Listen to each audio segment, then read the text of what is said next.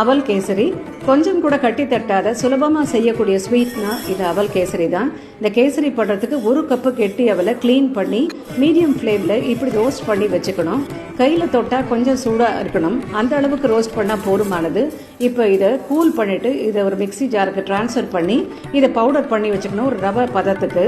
இப்போ வாணலியில் 2 table spoon நெய் விட்டு முந்திரி பருப்பு, திராட்சை இதெல்லாத்தையும் நம்ம ஃப்ரை பண்ணி நம்ம தனியாக எடுத்து வச்சுக்கணும். வாணலியில் இருக்கிற அந்த நெய்லேயே பவுடர் பண்ணி வச்சுக்கிற அவலையும் சேர்த்து நல்லா நம்ம பெரட்டி விட்டுட்டு இதை நம்ம ஒரு பிளேட்டுக்கு ட்ரான்ஸ்ஃபர் பண்ணி வச்சுக்கணும்.